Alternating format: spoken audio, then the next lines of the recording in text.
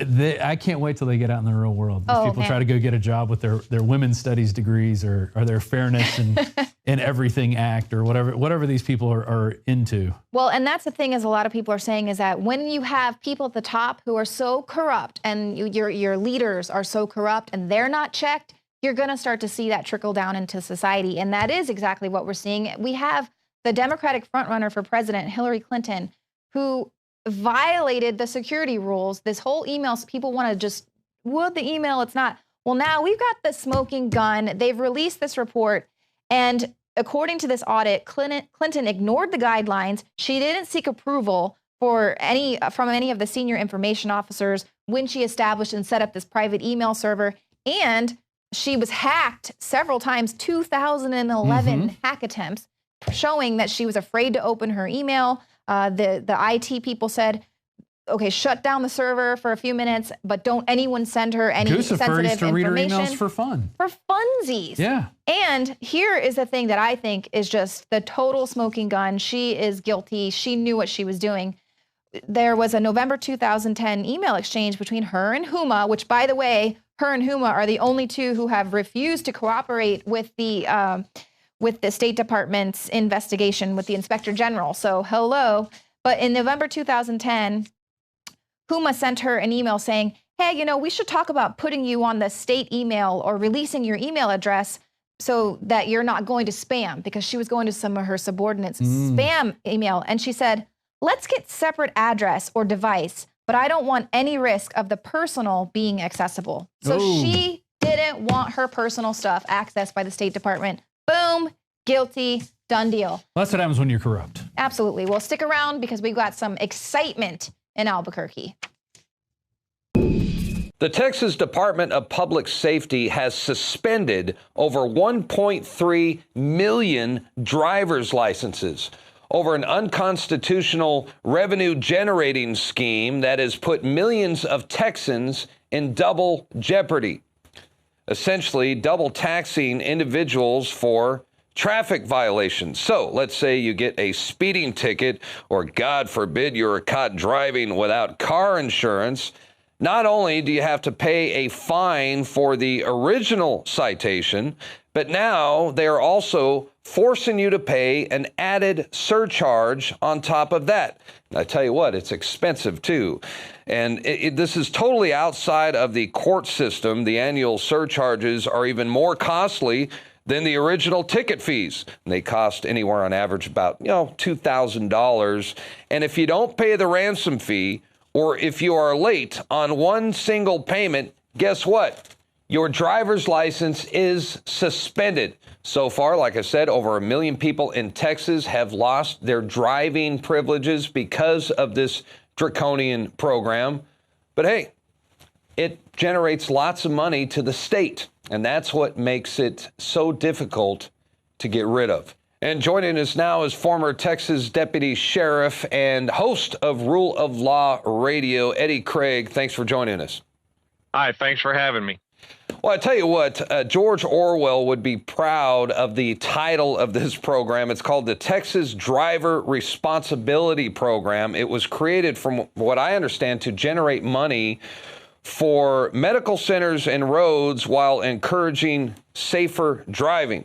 So far, the state of Texas has tried to collect $1.8 billion worth of surcharges, but more than 60% of the amount billed has gone uncollected. What do you know about the program, and what are people doing to repeal the program? As far as repealing it, that I don't know, but I'm trying to educate people on what this program applies to and what it doesn't. The most important thing to understand about it is that it is completely unconstitutional in how it's being applied to the people of Texas, first off. What this surcharge is not determined by a jury for being convicted of some sort of crime or any other offense. This is attached after the fact without the jury ever reviewing the money award that is being given to the state through these fees.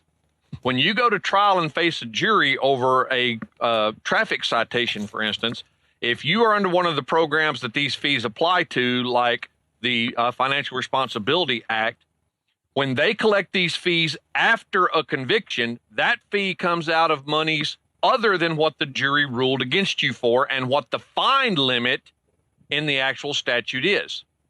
Now, the important thing also to understand about that is that not only do these relate only to those people that are engaging in transportation, but these assessments of fees without a judicial determination of guilt in relation to those fees being determined by a jury or by a judge would be a bill of pains and penalties under any constitution in the land.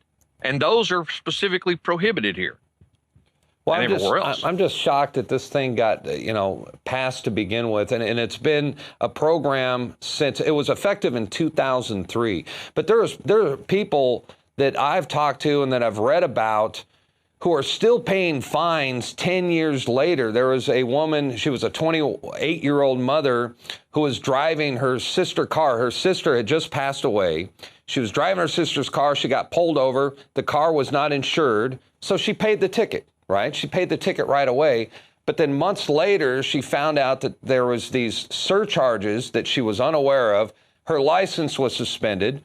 And she was a pizza delivery person. She lost her job, and she has, since this time, has dumped thousands of dollars of trying to get her license back and just added charges from her original ticket 10 years ago. I mean, it's ridiculous.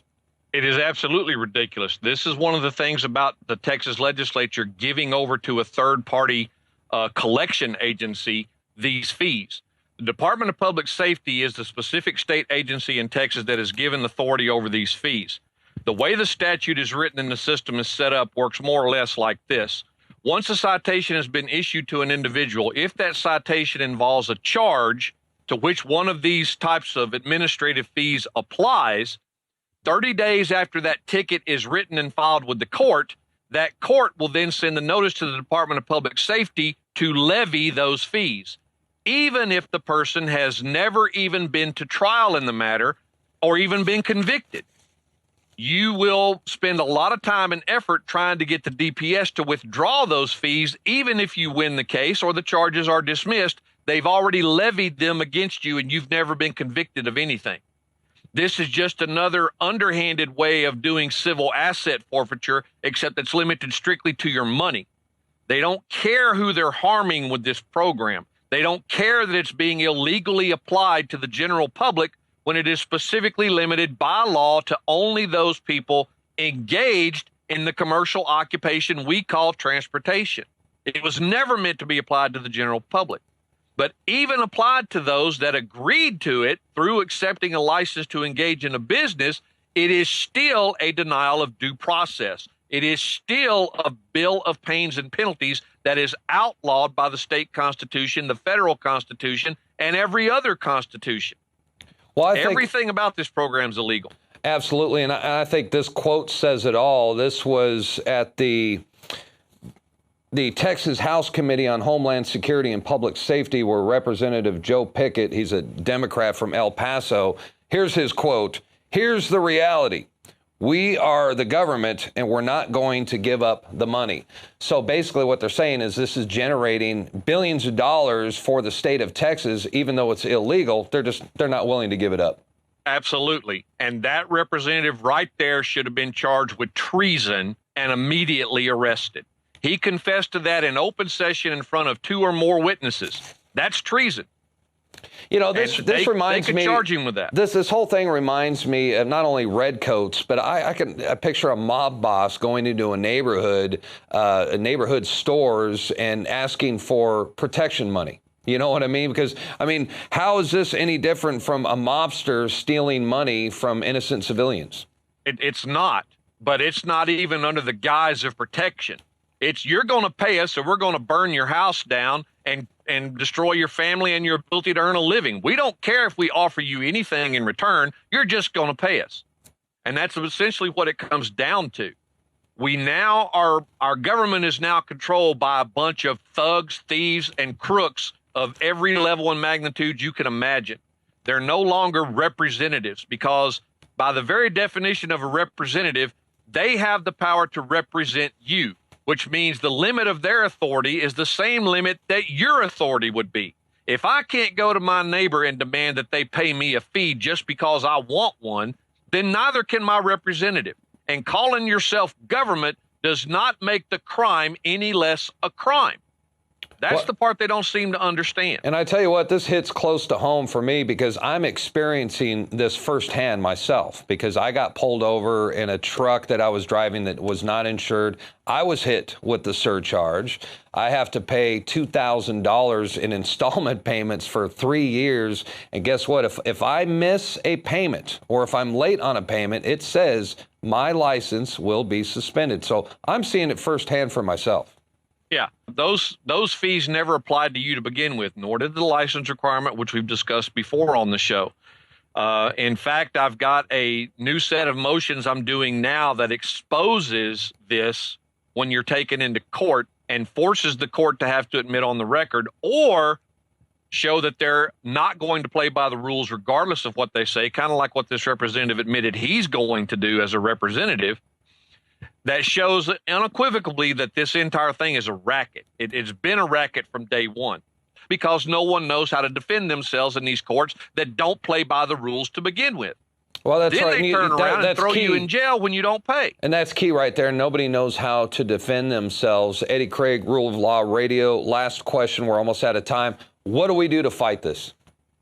We need to be suing everybody involved. The Department of Public Safety, the agencies, the legislative members. They can declare immunity all they want. They don't have immunity for violating the Texas Constitution or the federal Constitution. That's right. They should know that by now. That's right. All right. Thanks for your time. Really appreciate it. Look forward to having you back again soon. Thank you.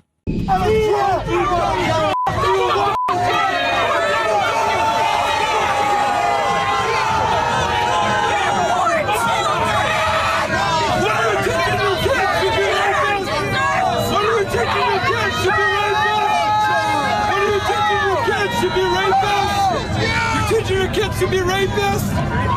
Jakari Jackson reporting from Albuquerque, New Mexico, outside of the Trump rally. Trump is set to speak in about an hour from now.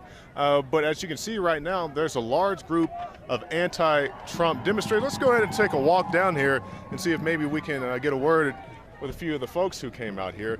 Now, this is the anti-Trump side. There is a pro-Trump side, which is back that way. We'll try to get over there in just a little bit. Let's get a little bit closer here and see if we can take a look at some of the signs. So this guy has a very sensational sign. Sir, do you mind if I ask you what brought you out here today? The First Amendment right to protest. All right, we'll take a look at your shirt and at your sign here. So you got the F Trump shirt and also Trump for KKK or KKK for Trump. What is your beef with Donald Trump? Well, number one, I think he's a manifestation of the media. I mean, we have a reality star that's running for president. I mean, who's next? Kim Kardashian or Justin Bieber? That's pathetic. I mean, it really is. And I mean, he says anything just to pander to any crowd. So he's at Liberty University and he quotes Corinthians 2 or whatever, you know. So I mean, as far as policy, what's his policies that you can't get with? Well, I know that he'd revert back to the essence of tax cuts, okay, for the wealthiest, cutting trade embargoes, you know, shipping out jobs. I mean, he says he's for American jobs, but all of his clothes that's made is made in China. So he's a hypocrite when it comes to that standpoint, you know, so. All right. Anything else? Oh, no, there's plenty of other things. His xenophobia, his racism, overt racism, and not being able to walk away from David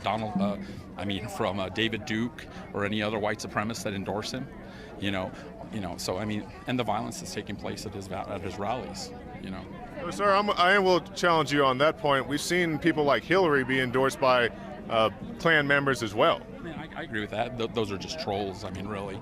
I mean, okay, so if you look at the history of, because I teach history, okay, so conservatives opposed the Declaration of Independence because they didn't want to give up their power, okay? Donald Trump. But you look at the civil rights area, who was opposed to it? Conservatives. Who opposed to freeing slavery? Conservatives. Who was opposed to allowing women to vote? Conservatives. Okay, so paying for public education, they try to dismantle public education. I'm a public education teacher, and they're constantly trying to dismantle it. They've tried the idea of vouchers. Now they have charter schools. All it does is hurt education. I mean, and I teach this in my world history class. It's the movie Bug's Life. It's the ants versus the grasshoppers. The problem is you get people to think that they're grasshoppers, but they're really ants. Okay. And I